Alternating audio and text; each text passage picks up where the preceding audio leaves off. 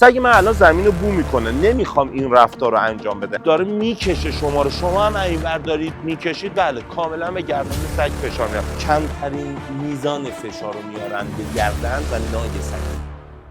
خب سلام، چطورین بچه‌ها؟ امروز اومدم درباره انواع قلاده باهاتون صحبت کنم و اینکه بگم چرا قلاده گردنی. این قلاده‌ای که دست منه به اصطلاح اسمش استپلیشه. استپلیش یعنی چی؟ یعنی قلاده‌ای که خودش هم لیشه و هم قلاده و یه قلاده آموزشی محسوب میشه.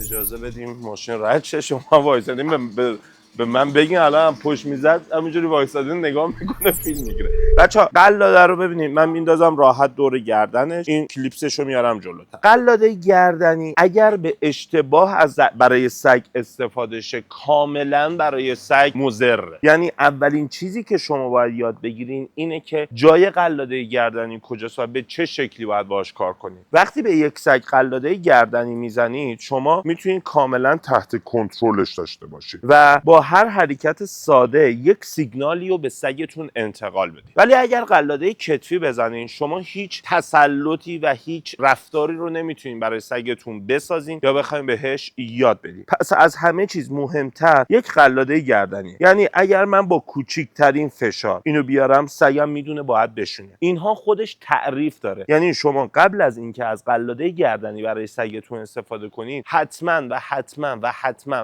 باید تعریف کنید قلاده گردنی. اگر قلاده گردنی برای سگ تعریف نشه، این سگو ببینید به فرض مثال این سگ الان کاملا تعریف شده براش قلاده گردنی و داره به راحتی با مربیش قدم برمی‌داره. قلاده گردنی معجزه تربیت سگه. هر کس به هر نحوی اگر بگه قلاده گردنی مناسب برای سگ نیست، عدم آگاهی خودشو میرسونه. اصلی ترین و مهمترین وسیله‌ای که توی تربیت سگ شما باید استفاده کنید این قلاده گردنیه. قلاده گردنی به بالانسی رفتار سگ هم کمک میکنه. سگ من الان زمین رو بو میکنه، نمیخوام این رفتار رو انجام بده. اگر قلاده کتفی باشه نمیتونم هیچ کاری کنم، ولی وقتی قلاده گردنی داره با یه سیگنال ساده میتونم اخطار بهش بدم که این کارش اشتباهه. با یه سیگنال ساده میتونم سگمو بشونونم حتی اگر باهاش کلامی هم نداشته باشم. پس توی رفتار و توی آموزش سگ قلاده کتفی مهمترین رکن در آموزش سگه. یعنی هر آن کس که گفتم بهتون بگه قلاده گردنی مناسب نیست و باعث فشار به گردن سگ میشه، بدونید اشتباه میگه، مگر واقعا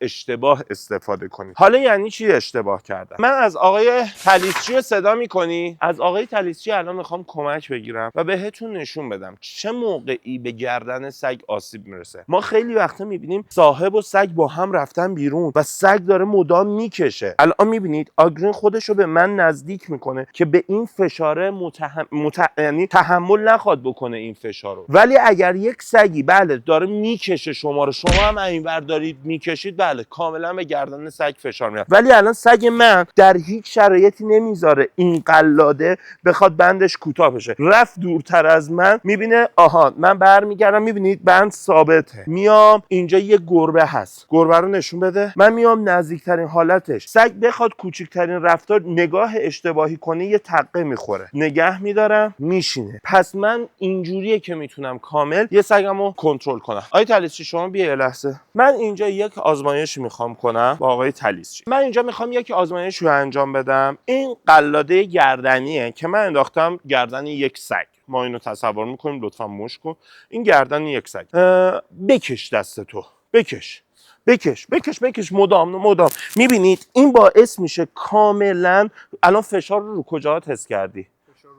دقیقاً دور تا دور گردن. یعنی هم نای سگتون آسیب میبینه، هم قسمت گردن سگتون که ستون فقراتش رد شده باعث میشه سگ آسیب ببینه. چرا؟ چون که مدام در حال کشش هست. ولی این اشتباهه که هر چقدر سگتون میکشه شما هم بکشید و هیچ تأثیری نداره تو فرآیند یادگیری. ولی وقتی سگتون حواسش نیست، الان تو واقعا فکر کن این سگ نمیدونه که میخواد صاحب قلاده رو بکشه و میخواد بهش سیگنالی وارد کنه. تو سعی کن با من مقاومت کن. یعنی همون موقع که من میکشم ببینیم تو میتونی زودتر بری اونوری یا من زودتر تو رو میتونم بکشم اینوری. اوکی؟ من که نکشیدم. آره ما هم نمیدونیم. تو سگ منی. تو سگ من. نگاه کنید همیشه میاد سمت من، هیچ وقت نمیتونه کنترلش کنه، هیچ وقت نمیتونه. سعی کن تو زیرکتر باشی، جایزه بهت میدیم اینجا اگر تو تونستی مخالف من بکشی. میبینی هیچ وقت نمیتونه. چرا؟ چون که همه کاره الان منم. چرا؟ چون که قلاده گردنی همه کار است. ولی اگر قلاده کتفی باشه سگ به راحتی به کار خودش ادامه میده. ولی وقتی قلاده گردنی باشه کاملا تحت کنترله. یه نکته مهم راجع به قلاده گردنی اگر من بخوام بگم، اگر سگتون شروع میکنه به مقاومت کردن هیچ وقت نباید بکشید، چون که بدتر مقاومت میکنه. هر موقع میخواین توجه سگتون رو جذب کنین اینجوری بکشیدش. وقتی اینجوری میکشیدش کاملا حواس سگتون به شما جلب میشه. ولی اگر در حال کشیدن باشین هیچ اتفاق خاصی نمیفته. من این موضوع رو آگرینم اگه بخوام زیتس گود داگ بشینه تعریف کنید، دونه چیزها رو تعریف کنید. قلاده وارد میشه، کیپ میشه. من اگر بخوام به سگم یک چیزی رو تعریف کنم الان حواسش حتی بره اونوری، من با یه تقه میتونم حواسش رو جذب خودم کنم. پس هیچ وقت و اون حرکت میشه نوع اصلا حیوان آزاری، میشه آسیب رسوندن. ولی وقتی تو میخوای قلاده گردنی استفاده کنی همین کفایت میکنه. و در آخر وقتی شما درست و اصولی از قلاده گردنی استفاده کنید، هم رفتار سگتون بالانس میشه و هم تو خیلی مواقع به شما کمک میکنه یک صاحب خوب باشید، یک صاحبی باشید که تو هر شرایط بتونید سگتون کنترل کنید. حتی اصلا نیازی نیست دیگه ببینیدش. و این نوع قلاده گرفتن من نشون میده که سگم کاملا بالانسه، سگم کاملا حواس جمعه به خاطر سیگنال هایی که بهش دادم. و دیگه نه اینجا وایساده، نه آها با یه تیکه کوچیک، نه با کشیدن اشتباهه. سگ وقتی وای میسه جایی رو بو میکنه این تقه از من یک کوچولو فاصله گرفته، یه تقه همین. اگر من بکشم فقط آسیبه. بریم داخل، میخوام بهتون انواع قلاده ها رو معرفی کنم. Please tell me that I can't, that I won't, that I fail, that I'll never make it out, yeah. Please tell me all the bad, never good, fill my head full of every single doubt, yeah. Please say any negative thoughts, I pop off when I hear people say I cannot, I get off to the thought of proving. خب میخوام بهتون انواع اقسام قلاده ها رو معرفی کنم. اولین قلاده ای که میخوام بهتون معرفی کنم و چون که هم از لحاظ کارایی برای من راحته و یه قلاده بسیار خوبی از هر نظر، قلاده های استپلیشه که هم خودشون یه نقطه استوب دارن، گردن سگ میاد، قلاده 9 میندازی و همیشه تحت کنترلته. به موقع تنگ میشه، به موقع گشاد میشه و میتونه یک قلاده آموزشی درجه 1 باشه. این که قلاده خودمه. قلاده دومی که میخوام بهتون معرفی کنم قلاده های فلت هستن. قلاده های گردنی که همتون دیدین چجوری باز میشه. اینو میتونین بندازین دور گردنتون. قلاده های بسیار خوبی هم برای روزمره. قلاده های فلت، قلاده های بسیار عالی برای روزمره سگ هست. شما نمیتونین با این قلاده استپلیش برای روزمره سگتون استفاده کنین، چون که چه اتفاقی میفته همیشه اینجوریه، این همیشه لیش باهاشه. ولی قلاده های فلت بهترین قلاده هستن برای روزمرگی. و توصیه من به شما اینه که حتما هر کسی که سگ داره باید یک قلاده هم داشته باشه. هر سگ یک قلاده گردنی. سومین قلاده هایی که میخوام بهتون معرفی کنم دسته قلاده های آموزشی هستند. اینها هم قلاده های گردنی هستن، یعنی رو به راحتی میفته گردن سگ و از اینجاش میتونید لیش بزنید. قلاده های آموزشی کمترین میزان فشار رو میارن به گردن و نای سگ اگر درست و اصولی استفاده کنید. پس خیلی مهمه آموزش خودتون دیده باشین برای استفادهش. هم به صورت چرمیش هست و هم به صورت زنجیریش که 2 تا حلقه هست. یه دونش از توی یکیش رد میشه و میفته گردن سگ و تازه دوباره اینجا میشه قلاده آموزشی رو ازش استفاده کنیم.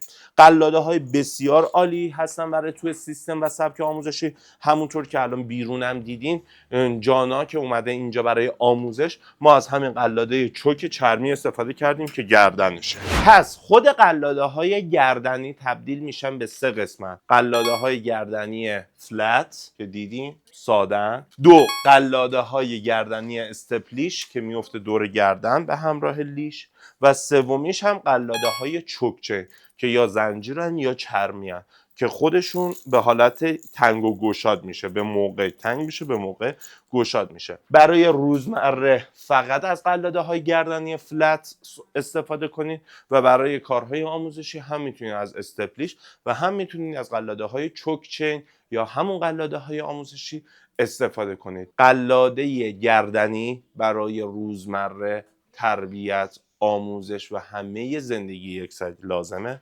قلاده های هارنس و کتفی فقط و فقط برای زمانیه که میخواین به سگتون بگید بکش، آزادی بهش بدید. میخواین ببرینش دشت، میخواین ببرینش کوه، میخواین ببرینش یک جایی که سگتون بتونه آزادانه بو کنه و غریزه هاش برسه، قلاده کتفی. قلاده کتفی در اصل مال سگ‌های سورتمه هستن که میخوایم بگیم بکش.